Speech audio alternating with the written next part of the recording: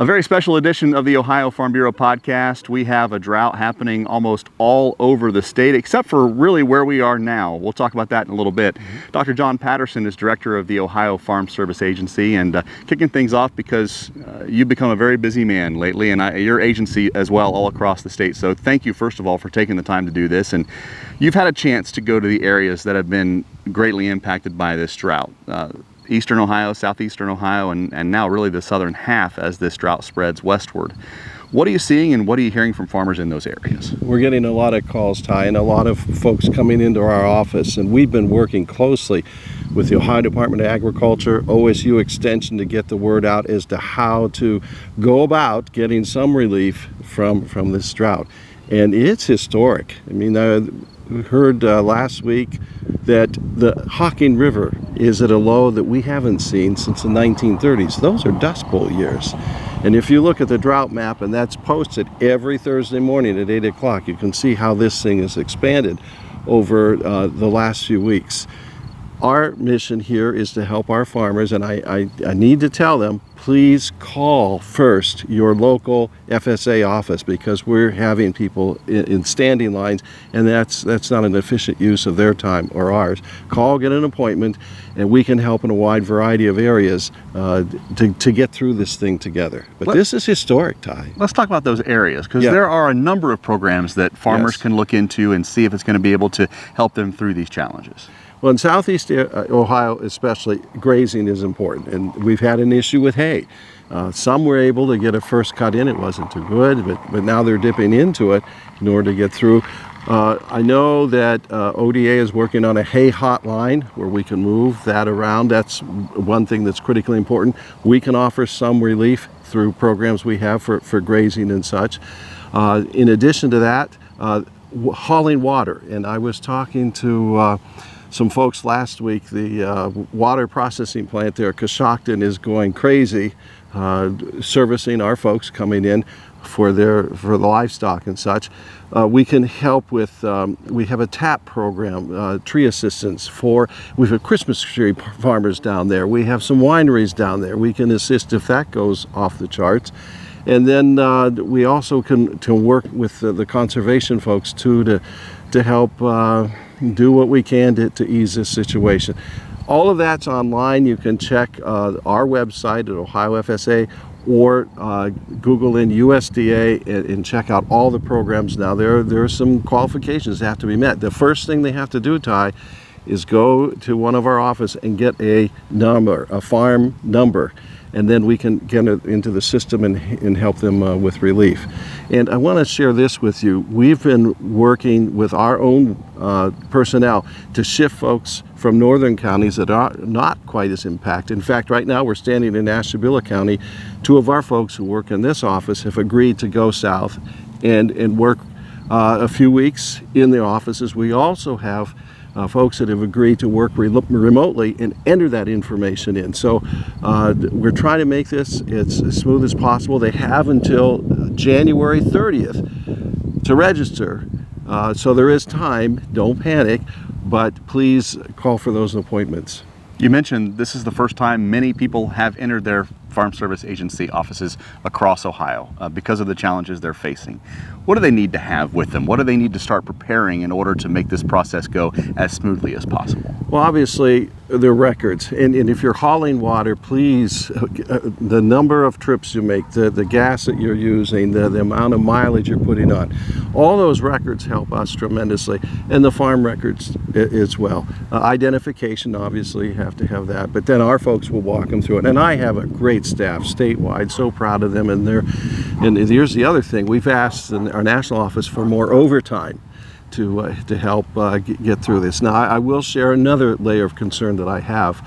We're good through September 30th, but at that point, the federal government has to come through with a continuing resolution to allow us to continue to work for our people nonstop. My folks are ready to go, but a shameless plug here, we need a continuing resolution or some sort of financial assistance.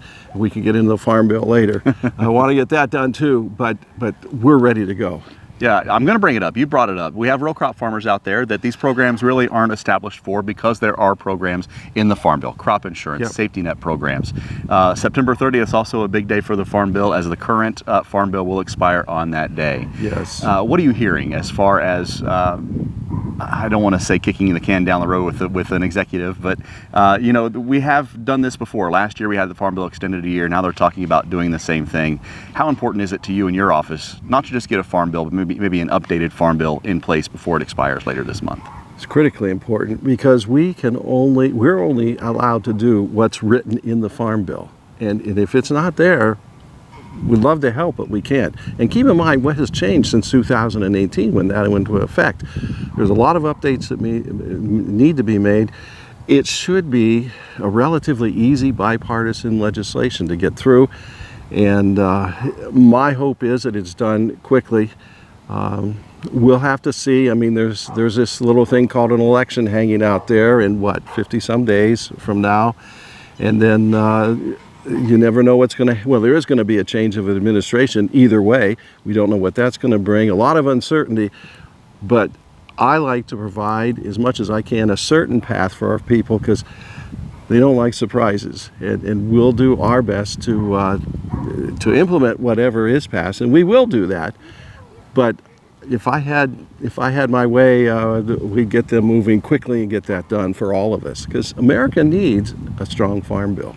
Great to visit with you. Again, contact your local FSA office to get more information if you are in one of these counties that has been affected by the drought. And we're going to cover quite a bit. We're going to talk with Dr. Aaron Wilson coming up next. He's the state climatologist. He'll give us an outlook of what to expect weather-wise for the next couple of weeks and really couple of months as we look long-term at how this drought may be holding on to Ohio for some time. Also going to get into some of the fire prevention measures you can take. As combines begin to roll, we're starting to see a lot of fields that catch fire. Those bearings in the combine get hot, things overheat, and it's so dry that things can spark up in an instant. So we'll have some fire safety tips for you from Nationwide. And finally, talking to a farmer that's been through one of those fires, how this drought's impacting him and his bottom line, but also beyond that, what are some things he's dealing with on his farm there in Southern Ohio. All that and more coming up on the Ohio Farm Bureau podcast. Thanks again, Doc.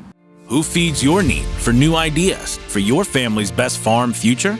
Ohio Farm Bureau. We work with our members to shape ag policy that will positively impact our industry. Farm Bureau is advancing business solutions to give you a competitive advantage. We help you gather information to stay ahead of important topics and technologies. Plus, Ohio Farm Bureau creates opportunities for growth. Ohio Farm Bureau, feeding your need for new ideas. Welcome back to this special edition podcast for the Ohio Farm Bureau. I'm Ty Higgins, talking with Dr. Aaron Wilson, the state climatologist. He's been a pretty busy guy. As you know, 77% of the state, as we speak, now in drought conditions, and that is only going to get bigger and bigger as we see more hotter and drier days. Dr. Wilson, kind of give us a lay of the land about what we're seeing right now across Ohio. Yeah, so certainly what we're seeing is dry conditions continue and really exacerbate across the region. Southeast Ohio is pretty much in a long-term drought at this point. They've been very dry since early on in the summer, and now we're seeing that expand across our western and northwestern counties now, really starting to experience those larger deficits in the precipitation. Unfortunately, we're seeing more of what's called the drought monitor. The reason that is because we're seeing just how bad parts of Ohio are. Now, when some people think of the drought monitor, they're going to think of just how dry it is, right? There are a lot more things that go into putting the drought monitor together. Dr. Wilson's actually a part of that process. Tell us, first of all, about the drought monitor, why it was developed in 2000, and what goes into getting that map laid out week in and week out. Yeah, so we define drought in a lot of different ways. A meteorological drought, agricultural drought's always the first and hardest to be impacted, but water resources, ecological.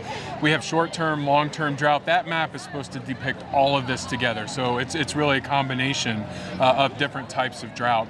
It was really created to give a process to understanding what drought is. Before, we relied on basically a single indicator, a single entity to describe long-term drought, but we we know drought is much more complex than that.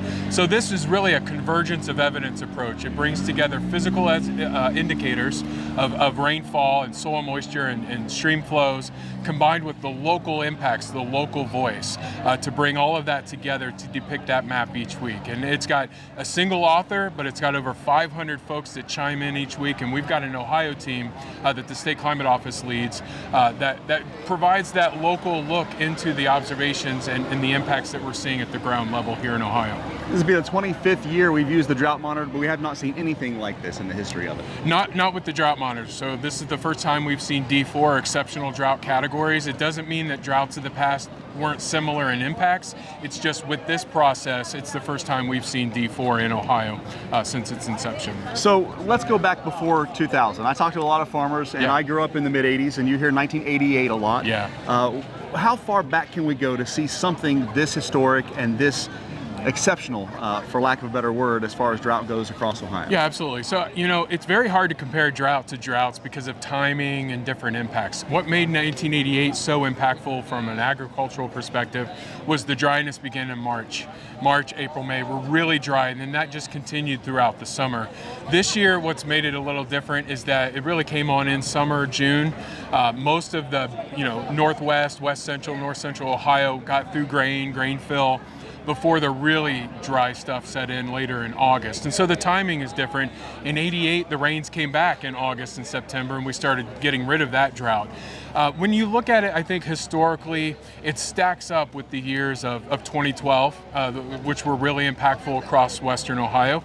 For Southeast Ohio, I think this rivals, or maybe in a lot of folks' minds, is worse than 1988, with dry springs, with dry wells, the amount of water hauling that's taking place. I think their impacts are rivaling 88 or even worse. And then you think about, the multi-year clusters of droughts that Ohio had in the 50s and 60s. We're hoping to avoid that this year and more of this one season kind of one-off type of situation. But that's what we're looking at. So we will, obviously after the fact, put it into a better historical context.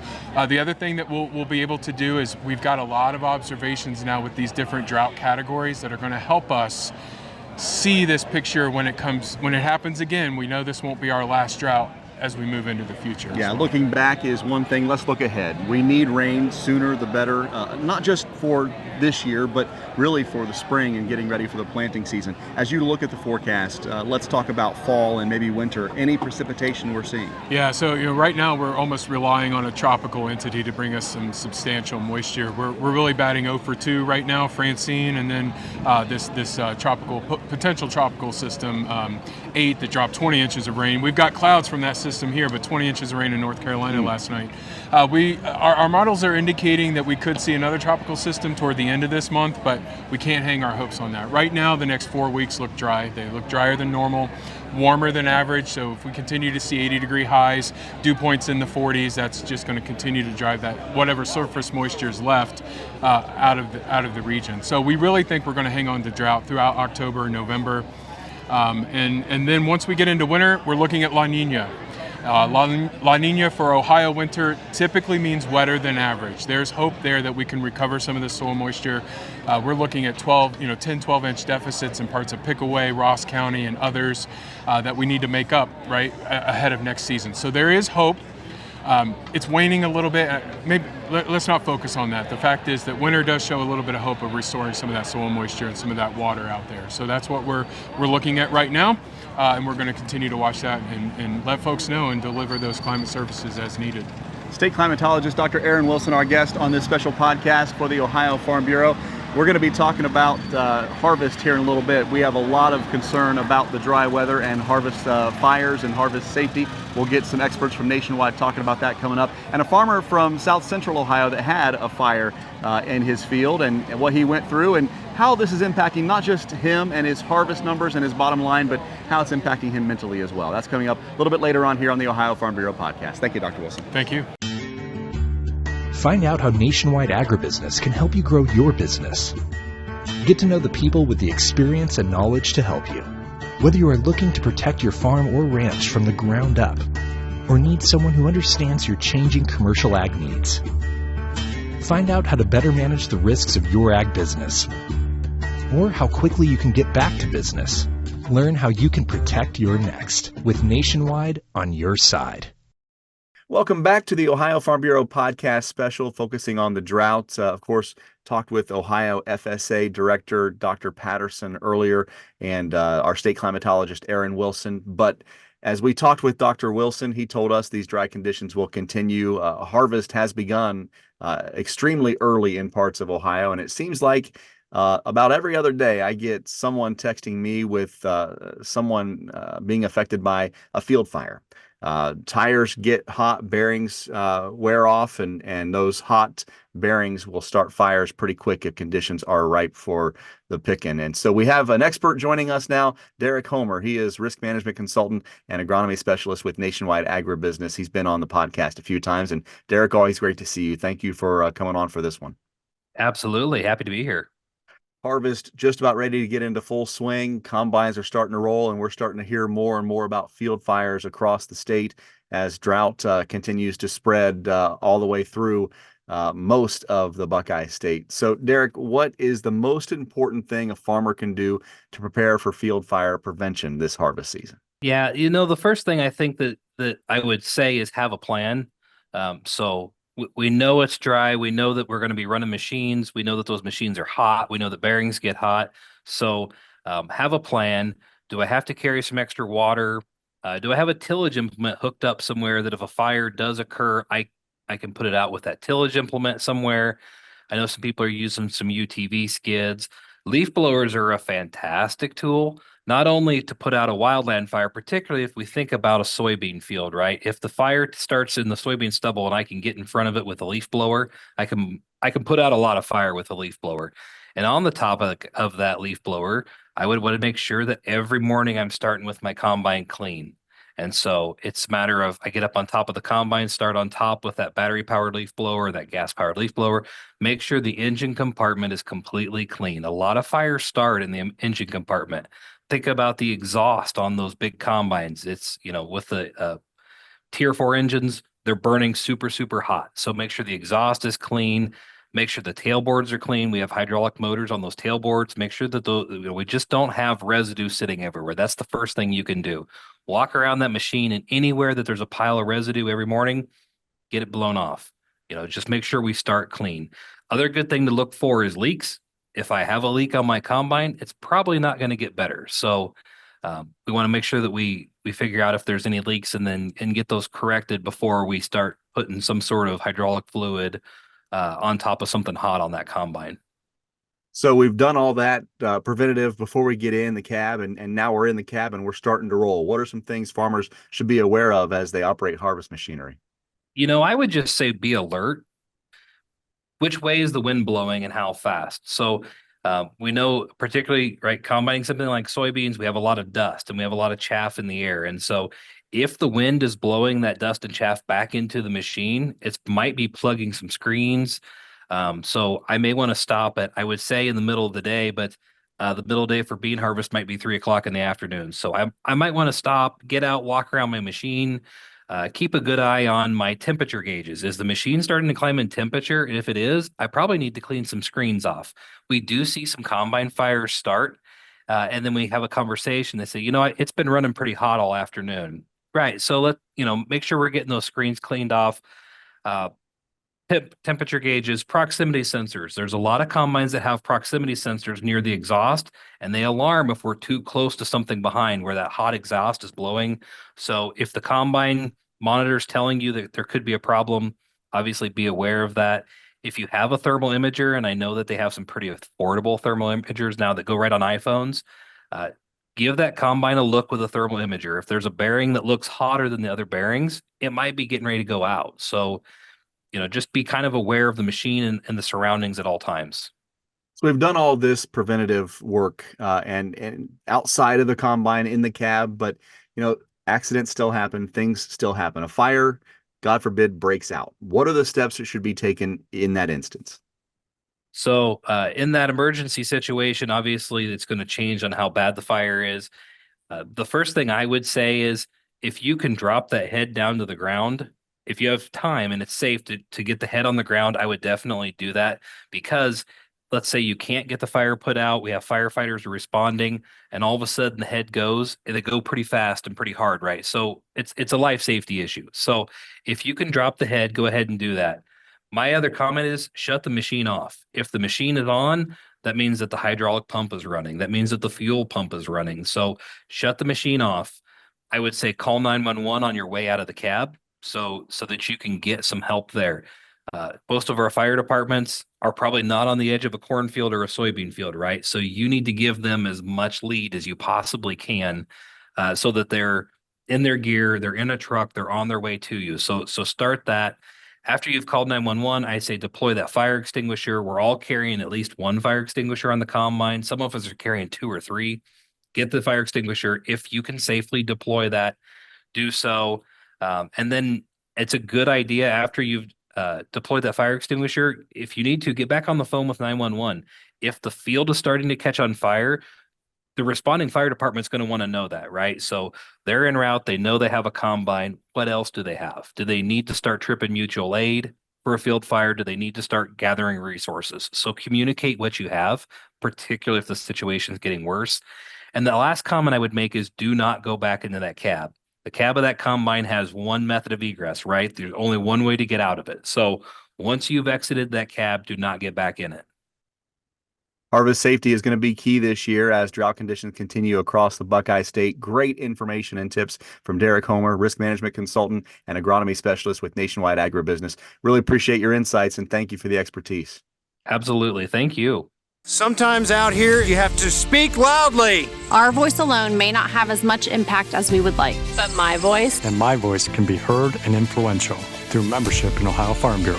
My voice, along with tens of thousands of Ohioans, makes a difference when it comes to legislation, regulation, or litigation that can be positive or potentially harmful to those of us in the agriculture community. Become a member today at ohiofarmbureau.org. Because there is strength and members.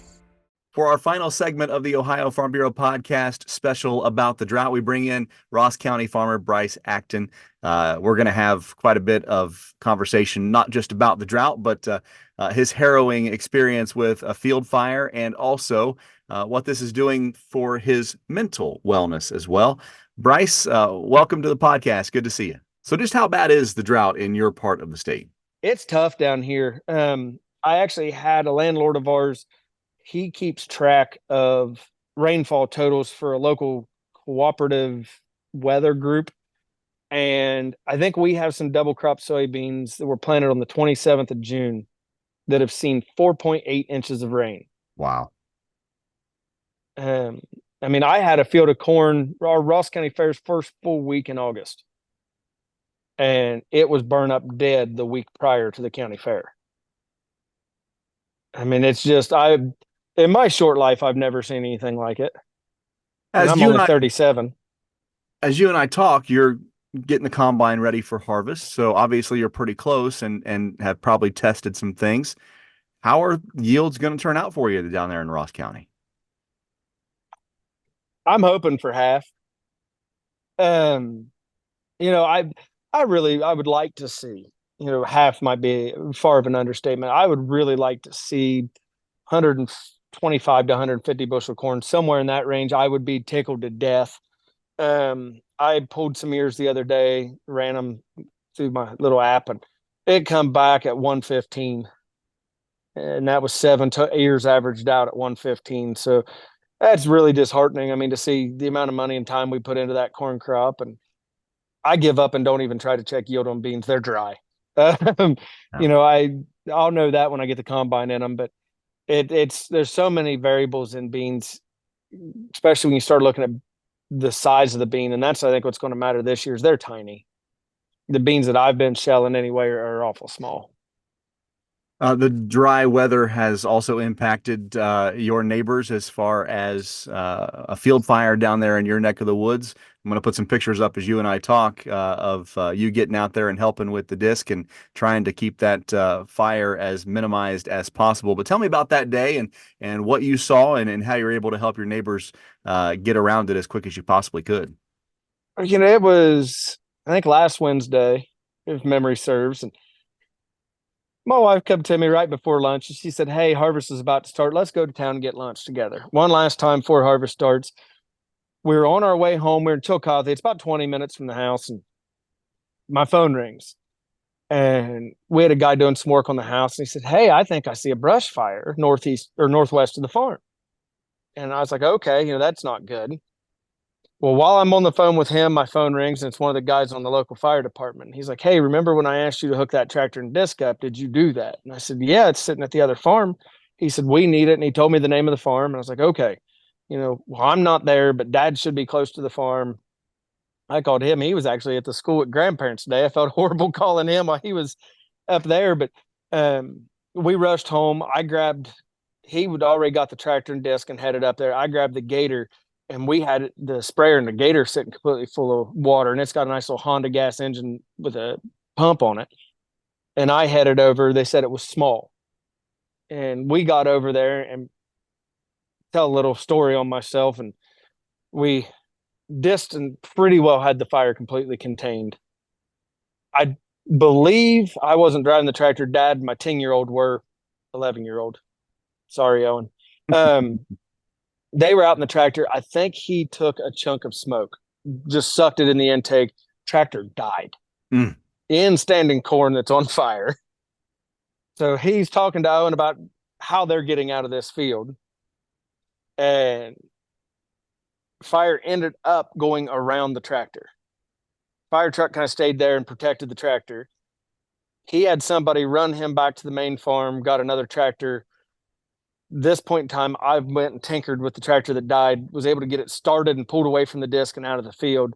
He brought a second tractor in, hooked to the disc, and just began trying to get way out ahead of this corn and lay down fire breaks, just lay that corn down flat. When we did that, we noticed the fire slowed. You're not going to, in one pass, you're not going to cut all through all that residue, but you slow it down. And then the fire trucks were able to come in on that strip and actually get the fire put out.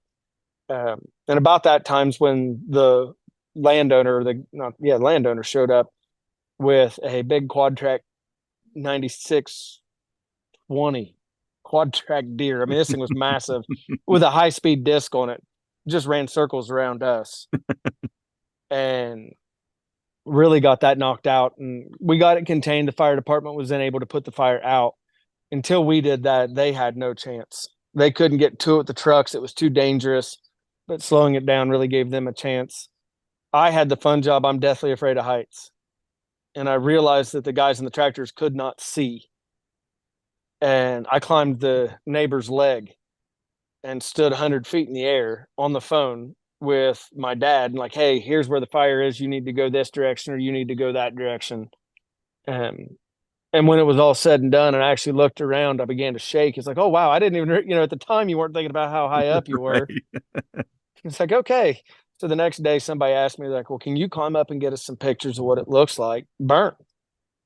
No, I won't do that.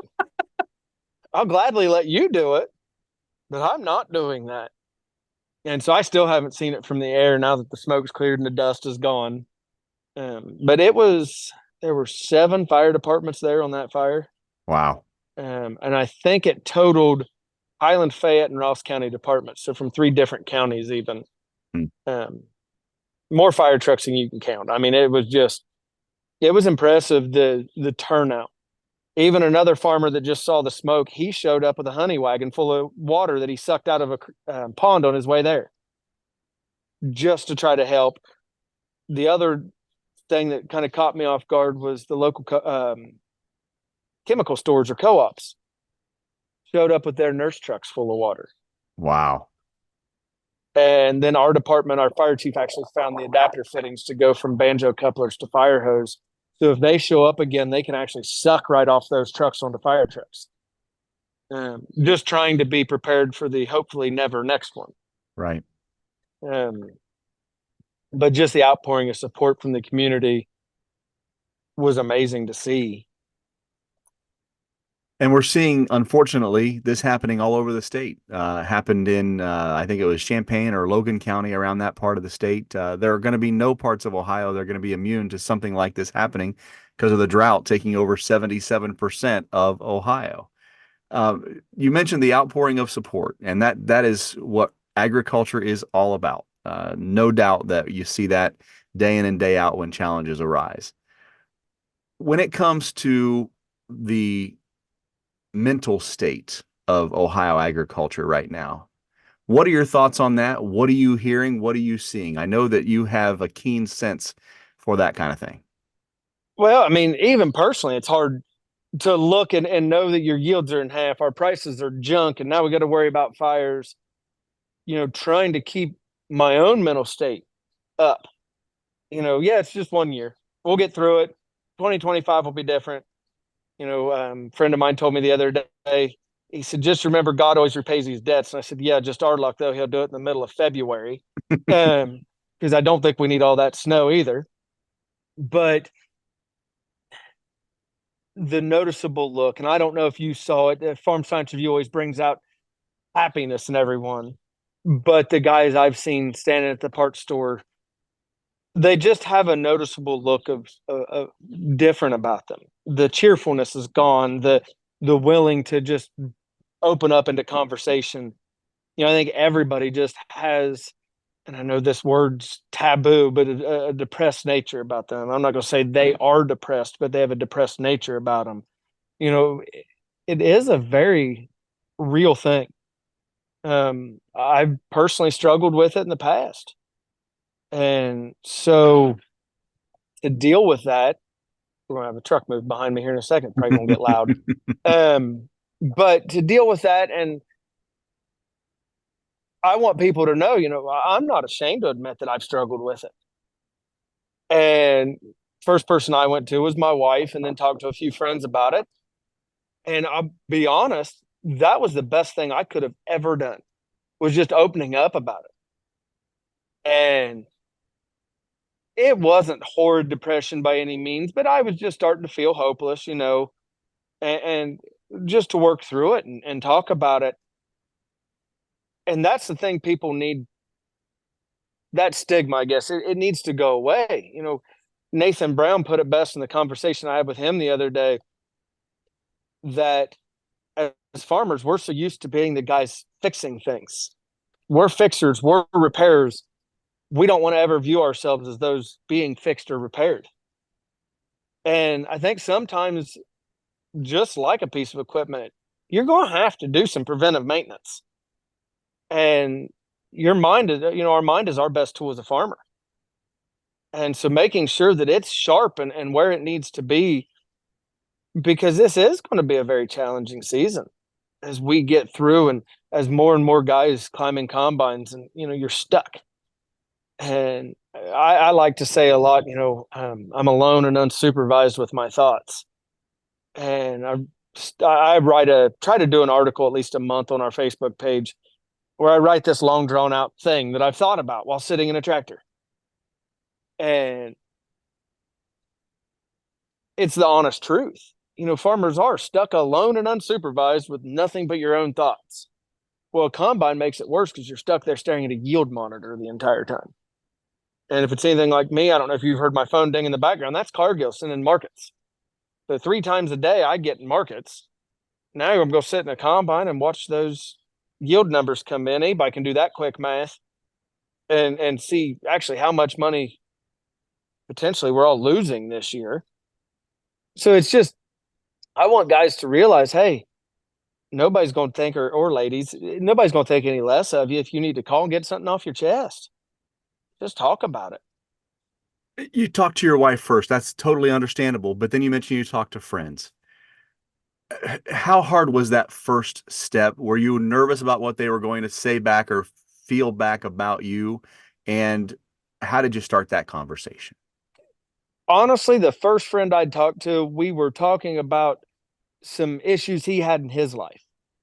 And it was almost kind of like a sympathetic thing. He was struggling with some other very hard stuff, and, it was really taxing his mind. And so him talking about it allowed me to speak on it. He started that conversation. I guess that was the first friend I spoke to, and it was him that brought that out. And it was a relief after we hung up the phone. I was never intending that conversation to go in that direction, but it really was nice to tell somebody other than my wife and to have that talk. The worst part is I came home and I told her, and I had an I told you so moment because she had been telling me, hey, and actually the guy she told me to talk to was this particular person. She's like, hey, call him. You and him talk about everything under the sun. You can talk to him about this. And now we talk about our own mental health on a regular basis. Hey, how are you doing? We try to talk probably 3 to 4 mornings a week. About 7:30 every morning we call each other. And this week he's up at FSR every day. So I haven't talked to him yet this week, but I also don't want to be that burden either. That could be another added burden with the mental stress that is Farm Science Review. But I don't think I could have done it easily without worry, without rehearsing the conversation. But that too would have been worth it.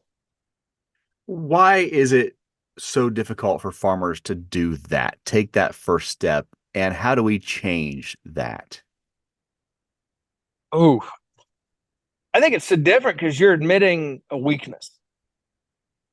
Something's not right. I feel something's not right. Can't quite put my finger on what it is.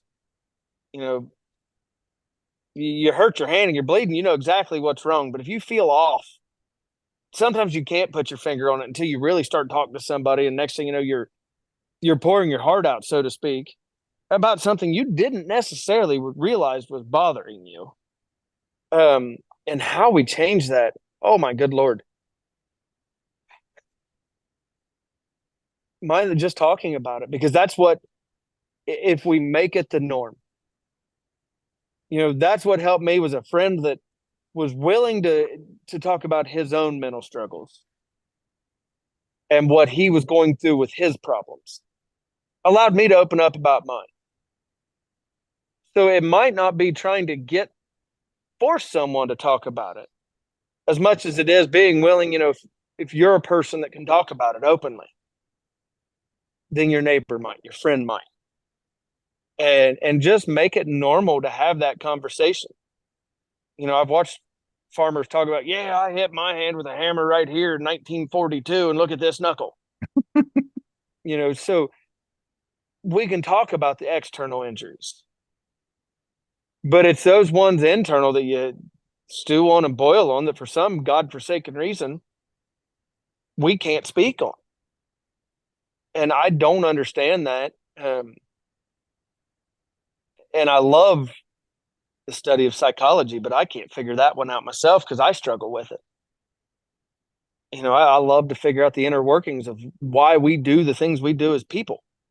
But that's one that, I guess you feel raw and vulnerable. And it's hard to, especially as a farmer. Again, we're used to being the ones fixing it. We're not vulnerable. That's the mindset we were all told we're supposed to have. I don't know who come up with the idea, but somebody did. There are resources out there if you're having some tough thoughts and need to reach out to somebody. 988 is Ohio's suicide prevention lifeline. You can dial that just like you would 911, 988. You can also text that and have these conversations that you need to get off your chest if you want to take that route. Or as Brice mentioned, reach out to a friend. Let them know what you're going through. There are peer-to-peer resources from American Farm Bureau as well. You can find those at farmstateofmind.org.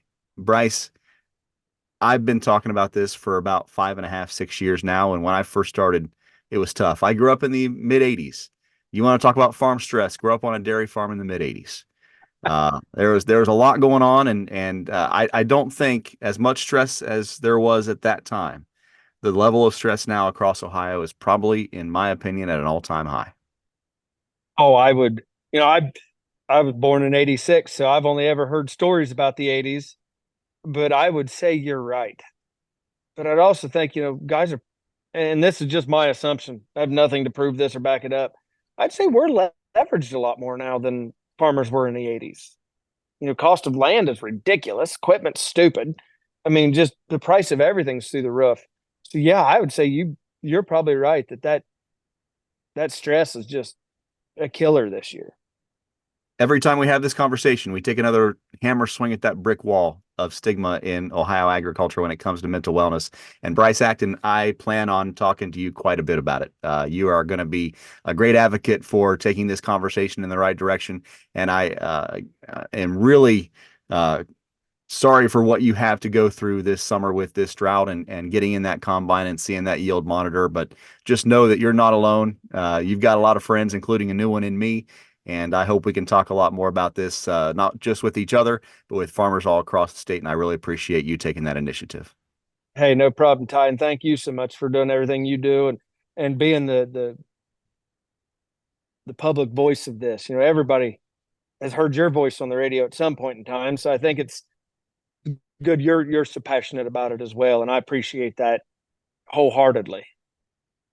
We have a whole page full of resources for those being impacted by the drought here in 2024. You can find those online at ohiofarmbureau.org. Ross County farmer Brice Acton, great to visit with you, and thank you so much for your time. Thank you, Ty. I'll see you.